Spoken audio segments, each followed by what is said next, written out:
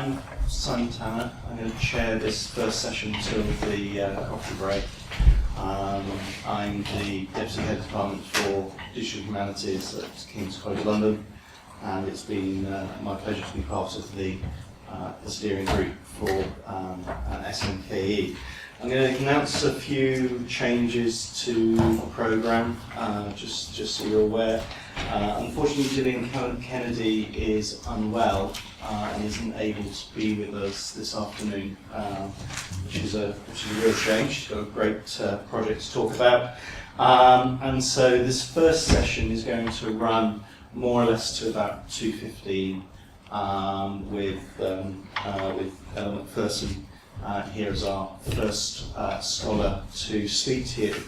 And then we'll take a little natural break and start again then at 2:15 to 2:30 with our next two scholar presentations, and we'll break for coffee around about 3:30ish. So we'll shorten things up just a tiny bit. But that shouldn't mean that if you've got lots of questions, don't throw them out. Let's still keep those questions flowing. I'll keep my eye on the Twitter feed if there's stuff that comes up that we need to remind ourselves to ask those questions at the end of each session. We'll do so alongside that. It's my pleasure really to also explain a little bit about how did the SMKE scholars come to be here today. The process that we went through. This activity has been led with huge aplomb and energy by Anne Alexander and the colleagues here at Crash. But the way that we attracted the scholars was by each of the institutions who were involved in the activity canvassing our postgraduate students, both at torch and research level, but mainly at research level, and our early career researchers, and asking them if they would come forward with ideas for these sorts of scholarly projects around themes that we'd established in the activity, and you can find out more about the themes and how they fit to those on the rather good blog. And so we had a number of applications, and that went through a peer review process where we actually selected from those applications the ones that were most directly relevant to this activity, that were most about the knowledge exchange elements, that had strong social media engagement built into them, and would have that ability of actually sharing knowledge and information across the boundaries. So that's basically the quite tough process that the scholars have gone through to get an absolutely infinitesimally small amount of funding from it to do absolutely incredible things. I say a small amount of funding. It's very important to have that funding to provide a catalyst, to give a reason, to give an award that enables people to do these sorts of work. So I'm in no way disparaging it. What I'm trying to emphasize is how much they've achieved with actually quite a small amount of funding, and through the support that they've received from their institutions along the way. So I'm going to, Ella's going to kick us off. Ella McPherson, who is currently at the London School of Economics, is the fellow in media and communications there, and I'll let Ella explain about her project herself. Thank you, Ella. Great, thanks for the introduction, and thank you to everyone involved in SMKE. It's just been a really fun and productive year, and it's great to be able to kind of gather it all together at this conference. So my project was assessing the credibility of social media sources, and the way that I wanted to do that was via a knowledge exchange between human rights practitioners and junior scholars. So I started thinking about this project not only because my research is about human rights reporting, but also because I was thinking about us as researchers and how we are increasingly turning to, just like everybody else is, social media as a source of data, including a source of data that's going to help us reconstruct an event. But social media data, because it's relatively disembedded and disembodied, poses us, I think, some new challenges in terms of knowing how to evaluate it, including how to evaluate it factually. So that's why for this project, I decided to turn to those who are on the frontier of high-risk social media data evaluation, thinking that they would be kind of at the forefront of thinking of these evaluation techniques as well as understanding the risks and also the rewards of using this kind of data. That's why I thought we should do some learning from human rights NGOs. They are at this frontier. Their evaluation of data and their reconstruction of the events of violations is really high stakes. It can have consequences for justice. It can have geopolitical consequences. It can even have consequences of life and death. And lately, their work, along with that of journalistic institutions, has been in the spotlight in terms of verifying social media data, documenting horrors and situations where the traditional people who we used to rely on for this information, like human rights workers and journalists, cannot enter to give us an account of what happened. So you have situations like this image, which is a citizen journalist filming on his phone the bombing of homes in Homs, Syria. So what I specifically wanted to learn from human rights NGOs was two things. First, what are they doing? How are they evaluating credibility, and how is credibility linked to veracity and all of that? Second, what are their rationales for using the social media data, and what risks are they facing? And when do those risks mean that they don't use it?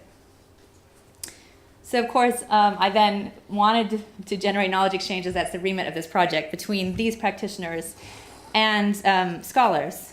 So today what I'm going to do is just briefly run you through what my project deliverables were, or are because it's ongoing, and who my participants are.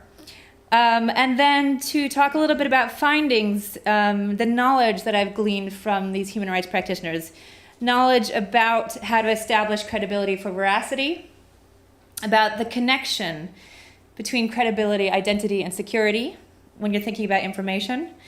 And then also to question the relevance of credibility for social media data. As I'll explain, there was one interview in particular who was like, why are you so obsessed with credibility? And then to think about the implications of these findings for researchers. So there were 4 deliverables. One was this interviews with these human rights workers, and I'll show you who they were in a second. 2, blog content related to these interviews that would highlight the findings and the implications for academia. 3, a knowledge exchange workshop which took place in May, and it was really fun and wonderful, and we had 4 practitioners who were speaking to us about their use of social media data, and they ranged from extremely cautious about risks related to surveillance and misinformation to embracing it as a new platform for humanitarian action that wouldn't be possible without the networking and communication that social media facilitates. So we had about 20 participants from 6 universities representing 7 disciplines or fields, and also 6 NGOs. In the morning we had the speakers' presentations, and then in the afternoon we worked together in groups on individual challenges that researchers were facing in their own use of social media data. Finally, I'm working on this, which is an online social media data evaluation clearinghouse, so a gathering point for all kinds of work that's being done in all kinds of institutions in terms of guidance about how to use and evaluate this data.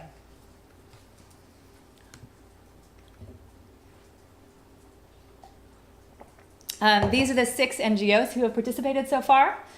Equitas and New Tactics in Human Rights, they are interestingly both themselves knowledge exchange platforms for human rights practitioners. And they have both online and offline platforms. Womankind is an NGO that advocates for women's human rights. Amnesty International, I think a lot of you know, which is a campaigning organization for human rights. Peace Brigades International, whose priority is the security of human rights workers. And then Crowd Aid Exchange, which actually was started by a student here. Is he in the room? Maybe not. Richard Dent, which is a humanitarian organization, not a human rights organization. But the idea of it is that it's a peer-to-peer social networking system which helps individuals and communities cope with disasters. So at this stage, what I'm going to do is run you through some of my findings from the knowledge exchange. These first two slides are from my interviews with human rights workers who really were using social media data in order to establish what happened. And they talked me through their process of evaluation. So the first was Maha Abu Shama, who's a Syria researcher at Amnesty. And what she spoke to me about was social media data in the context of Syria and the uprising. This was something that was quite new to them. Traditionally in Syria, what they had done was rely on a network of offline informants that were people they had known for years and years and years, had had lots of contact with, had had a long period of time over which to evaluate their credibility, etc. But then what happened with the Syrian uprising is that there were these sources providing information about the violations who were surfacing all over the place online. And these were sources that they had never heard of before, and neither had their networks. So they were scrambling to figure out a way to evaluate this information. The key takeaway that I got from Maha about their strategy is that they embed the evaluation of their online data in offline networks and sources of information. First of all, this evaluation process requires either on-the-ground research by Amnesty researchers who go in, speak to the victims' families, they might go to the scene of the violation and look at the evidence, etc. Or verification by members of their existing networks who have established credibility. Or if those people didn't know what happened, maybe the networks of their networks knew what happened. So going through these relationships and networks. She said that they were also triangulating data with expertise. So what they might do is take, they did a whole report on deaths in custody, and what they did was take the data in terms of photos and videos of bodies and show it to a forensics expert to ask, does this look like this person would have died in custody? How would they have died, etc. This didn't mean that they didn't also talk to all of the victims' families. Technology is another way. And they're increasingly working on this. So for example, this could be a simple thing like a Google search. They had a video that they ran across which showed it was allegedly Syrian members of the Syrian army burying to death a man. They did a Google search on this video and they found that actually it had been published on YouTube a year ago. At that time it had a different language overlay, and it was said to be the actions of one Mexican drug gang against another. So they're constantly having to field out these fakes. Another thing they're doing more and more is using satellite images to validate the location and timing of an event. So if it's an event that you could see from a satellite, you could look at the before and after to see where it was and also when it was. And there's other NGOs who are working on this as well, thinking about the technology and thinking about metadata. So things like where a video took place, what time it took place, and even that can fingerprint your iPhone, for example, and say this video came from your iPhone. Witness is working on something called Informacam.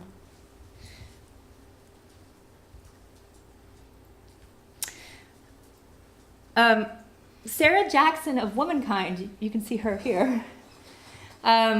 She also talked me through how she verifies social media content, but she was talking to me about when she decides to retweet something. And she ended up turning an instance into a storify, which was fantastic and really highly reflexive and wonderful. And I recommend you all look at it. If you go to the website, there's a link there, the SMKE website. I'm not going to talk you through everything she did, but she talked to me about, and she talks in this storify about looking for visual cues. So she started with this, which was in her Twitter feed, retweeted by someone she knew. It says, report, India's hellhole showed child rape cases up by 336%. And it's the tip of the iceberg. And it's by someone called 50 Million Missing. She'd never heard of them before. So first she looked at the visual cues. she decided that this was a fuzzy avatar. The indication was a lack of professionality, so she was a little concerned about that. The language she thought was quite sensational, concerned about that as well. But then she looked at the network that this tweet was embedded in. Who has retweeted it already? Does she know them? She looked at the follower to following ratio and found it was quite high, which to her indicates authority. It also does the fact that there's more than 1,000 followers on this account. She found indication by doing some sort of, what we were talking about this morning, of kind of contextual research. She found out this is kind of a grassroots campaign. If it's a grassroots campaign, that would indicate that the unprofessionality is due to the lack of funding, lack of resources. She looked at the statistics, and she triangulated them with articles in national newspapers in India. At the end of all this process, she concluded hesitantly that this source is indeed credible. But she said that this process for her also highlighted some of the troubling aspects of her evaluation process. First, she said she's someone who really believes in citizen journalism and supports grassroots activism. But through this, she recognizes that she tends to look to institutions and professionalism as indications of credibility, things that these types of information are less likely to have. She also said she looks for identifiable individuals behind the information as an indication of veracity. And she said this complicates the matters, and she recognizes that when, as in the case of human rights violations is often, too often the case, revealing your identity puts you in danger. That brings us on to our next issue.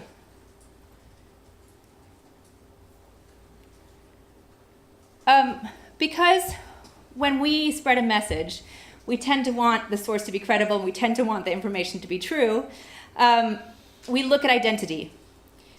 Because revealing identity can jeopardize security, you end up having a trade-off between the reach of information in human rights and the security of the informant. And the problem is that informants, both civilians and human rights workers themselves, may not be tech-savvy enough to know what all the security risks are. I had an interview at Equitas tell me she works a lot with regional human rights NGOs. Quote, "A lot of them don't know that Facebook is where a lot of people who target human rights defenders go shopping." So each NGO in each instance, and each of us in our research, need to be aware with vulnerable informants of this trade-off, this balance between identity, the reach of information, and security. New Tactics and Equitas have taken different approaches to this. Both of them have online forums for knowledge exchange, which are actually exemplars in their own rights of the use of social media. But New Tactics has an open forum, Equitas has a closed forum. Here is an example of a New Tactics forum. This one was actually about incorporating social media into your human rights campaigning. Quite an interesting read. New Tactics chose to be open for breadth of reach. They decide that those who participate should know, that they shouldn't talk about specific examples or things that might put them in jeopardy, etc. Equitas has a closed forum. Only those who have participated in their offline face-to-face training programs can actually participate in this online forum. But even then, what they do is say to their participants, if you wouldn't say in front of the police what you're about to do, don't say it on this platform. And then you have Peace Brigades International, who told me that they kept a very deliberate distance from social media.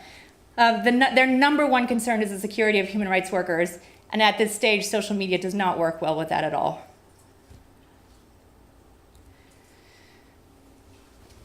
Sorry, getting kind of hot.